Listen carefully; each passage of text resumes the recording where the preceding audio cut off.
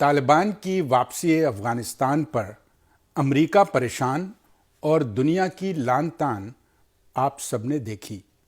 روسی اور چینی بلاک نے تو امریکہ کی افغانستان خلاصی بچاؤ پر طنز کیا ہی، لیکن پاکستانیوں نے بھی امریکہ کی اپنے شہریوں اور فوجیوں کے ہمراہ افغانستان سے فراری پر تیر چلانے میں کوئی کمی نہ چھوڑی۔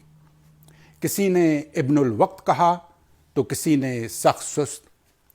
امریکی حکومت پر لعنت ملامت کا سبب اس کا ہرجائی پن تھا۔ 20 برس افغان حلیفوں کی مدد سے ٹکنے کے بعد امریکی حکومت نے جب بھاگنے کی سوچی تو ان مددگار افغانیوں کو طالبان کے رحم و کرم پر چھوڑ کر اکیلے ہی اپنے وطن سدھارے۔ امریکی جہاز کے اندر، افغانی حلیف جہاز پہ بندر۔ پردیسیوں سے محبت کا انجام تو ایسا ہی ہونا تھا، کیونکہ پردیسیوں کو ہے ایک دن جانا۔ لیکن دیسی حکومت اپنے ہی دیس میں بے وفا ہو جائے، وفاداری سزاواری میں بدل جائے تو دل چکنا چور اور دماغ غصے سے بھرپور ہوتا تھا۔ آج سے ٹھیک 50 برس قبل 16 دسمبر 1971 کو حب الوطن پاکستانیوں کے ساتھ کچھ ایسا ہی ہوا، جنہوں نے بنگالی انتہا پسندوں اور ہندوستانی فوجیوں کے خلاف 90,000 پاکستانی فوجیوں کا ساتھ پاکستان سے بے لوث محبت میں دیا۔ مگر پاکستان 2 ٹکڑوں میں اور مشرقی پاکستان میں نامراد غیر بنگالیوں کے دل کئی ٹکڑوں میں ٹوٹ گئے۔ پھر بھی انہوں نے پاکستان کا نام اور جھنڈا لہرانا بند نہ کیا۔ وہ اپنے ہی وطن میں بے وطن ہو گئے، اس کے باوجود بددل نہ ہوئے، گھر لٹا کر اپنے ہی وطن میں ریفیوجی بن گئے۔ 1947 میں ہندوستان سے نقل مکانی کرنے والے پاکستانیوں نے ایک بار پھر نقل مکانی کے لیے کمر باندھ لی، مگر جس وطن کی محبت میں انہوں نے اپنا گھر، جان و مال قربان کیا، اسی وطن کی حکومت نے زندہ بچ جانے والے پاکستانیوں کو قربانی کا بکرا بنا کر انہیں بکرا پیڑی جیسے کھلے میدانوں میں مستقلاً بسنے پر مجبور کر دیا۔ پاکستانی حکومت اپنے تمام فوجیوں کو پرواز کر کے موجودہ پاکستان لے آئی اور ان حب الوطن پاکستانیوں کی بڑی تعداد وہیں چھوڑ آئی۔ گویا پاکستان جنرلوں کا ہے، جنرل پاکستانیوں کا نہیں۔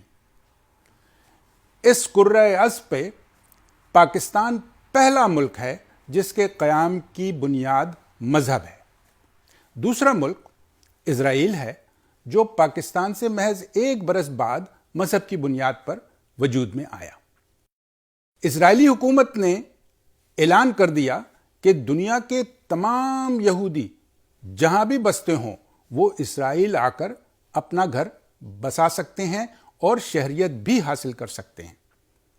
اسرائیلی حکومت نے طاقت کا سرچشمہ عوام کو بنایا اور ان کے یہاں معاشرے کے ہر میدان سے چشمے پھوٹ نکلے، خواہ وہ ہائی ٹیکنالوجی ہو، ڈائمنڈ انڈسٹری ہو یا فارماسیوٹیکل انڈسٹری۔ یہی وجہ ہے کہ پوری دنیا میں یہودی صرف 14 ملین ہیں، لیکن وہ دنیا میں بکھرے ہوئے 1.4 ملین مسلمانوں پر بھاری ہیں۔ اب آپ پاکستانی حکومت کے کارنامے ملاحظہ فرمائیے۔ 16 دسمبر کو جیسے ہی لسانی اور ناانصافیوں سے نالاں بنگالیوں نے انڈین آرمی کی مدد سے پاکستانی فوجیوں سے ہتھیار گروائے، 7 ملین آبادی کے مشرقی پاکستان میں صرف 7 لاکھ غیر بنگالی اپنے ہی وطن میں اجنبی ہو گئے۔ وہ اپنے گھر کے آنگنوں سے گھسیٹ کر کھلے میدانوں میں پھینک دیے گئے۔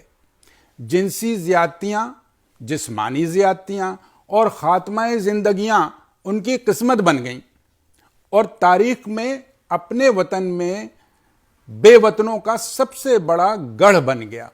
انہیں جبرن انسانی نسل سے کمتر اور گھٹیا کیمپوں میں دھکیل دیا گیا.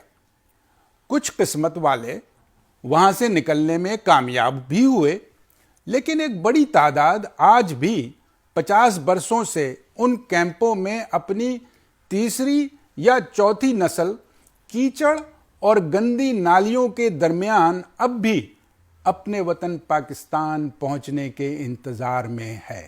بے شمار ممالک میں پیٹ اور فارم میں پلنے والے جانور بھی ان سے بہتر ماحول میں رہتے ہیں. ان جھوپڑی ٹاؤن میں نہ بجلی ہے، نہ پانی ہے، نہ ہی کوئی سیوریج سسٹم. 10 فیملی ممبران کو 10 بائی 10 کی جگہ میسر ہے. ان کی کٹیا کے برابر سے گندے پانی کی نالی میں کچرے پھنسے ہوئے ہیں. جب بارش ہوتی ہے تو کچرا فضلہ سمیت جھوپڑی کے اندر آ جاتا ہے، اور جب زیادہ بارش ہوتی ہے تو زیادہ کچرا اندر آ جاتا ہے. خواتین کو نہاتے وقت 4 افراد کی ضرورت پڑتی ہے جو چادر کھینچ کر پرائیویسی فراہم کرتے ہیں. نوجوان لڑکے شہریت نہ ہونے کے باعث شو پالش اور سائیکل رکشہ چلا کر اپنی زندگی کی گاڑی کھینچ رہے ہیں. کیمپوں میں رہنے والے غیر بنگالیوں میں یوں تو سی پی، یو پی اور بہار کے لوگ شامل ہیں جو اردو بولتے ہیں.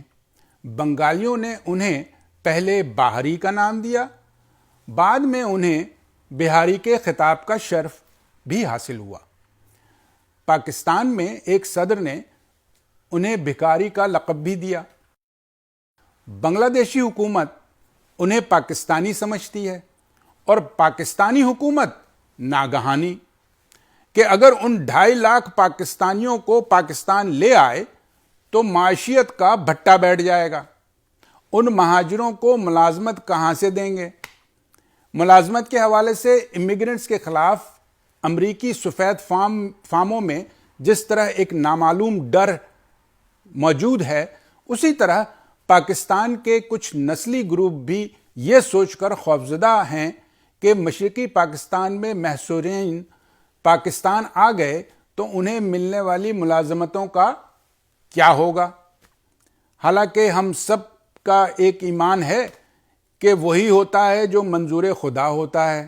پاکستان میں اکثر گھروں میں واللہ خیر الرازقین یعنی اللہ از دا بیسٹ پرووائڈر کا خوبصورت فریم لٹکا ہے، لیکن لوگوں میں شاید کچھ اور کھٹکا ہے. ان کھٹکتے دلوں کی قراری کی خاطر ایک خوشخبری سناتا چلوں کہ کئی مسلم ممالک نے ان محصورین کو اپنے یہاں شہریت کی دعوت دی ہوئی ہے. اس کے علاوہ 30 برس قبل رابطہ ٹرسٹ نے تقریباً $250 ملین عطیات جمع کیے تھے، جسے 9/11 کے بعد چچا سام کے دباؤ میں آ کر دہشت گرد انجمن کے الزام میں ان کے اثاثے منجمد کر دیے گئے تھے، جو بڑھ کر اب تک کئی گنا ہو چکے ہیں.